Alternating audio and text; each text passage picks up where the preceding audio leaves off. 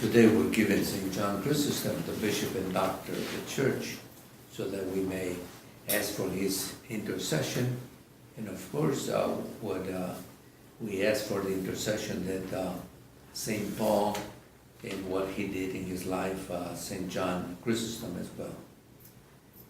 St. Paul's first reading to the Ephesians is, he's synthesizing the Christian life on how to live in the spirit of unity and how to live all according to the gifts that we have received. And so he's summarizing the Christian way of living.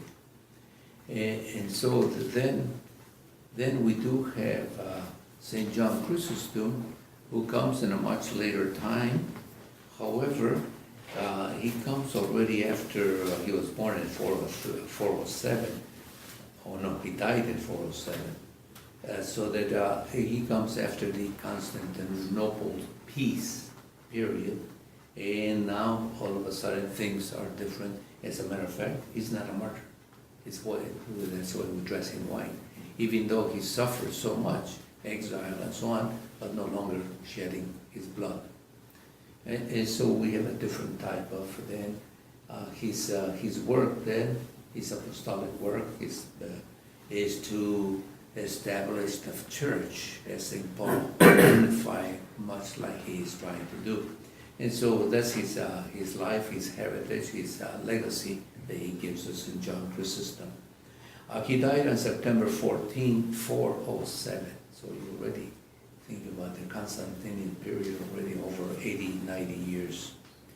Became Bishop of Constantinople in 397. It says, outstanding preacher, thus named Chrysostomos, or golden mouth. In other words, was gold as he will preach. You do have some people, some priests and deacons and bishops who do have a tremendous golden way. I remember a bishop friend from Louisiana, from Alabama. He, when you hear him, it was mellifluous, one word that will fall after the other, and you love to hear him speak. So also was in John Chrysostom, I presume that he was like that, golden mouth. Defended the poor, sought reform of the clergy already. I mean, after having some freedom, all of a sudden we have a need for reformation of the clergy. Twice exiled due to royal opposition. Author ascetical, apologetic, and polemical treatises as well as letters. So he was prolific. One of the four great doctors of the Eastern Church. So we have St. John Chrysostom, patron of preachers and of Istanbul or Constantinople.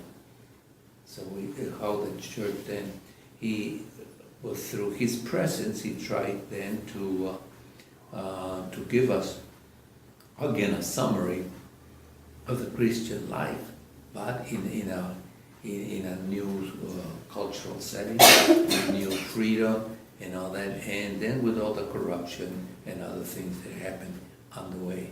So God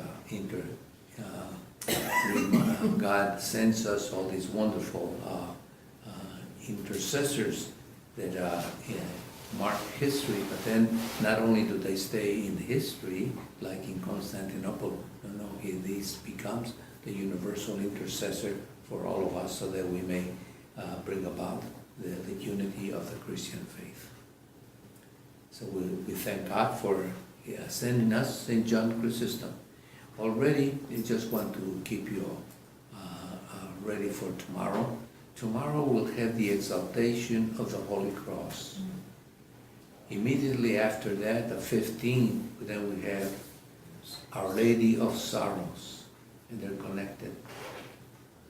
And then, because of the history in Mexico, we have the Mexican independence. We have the Grito de Dolores, from Dolores.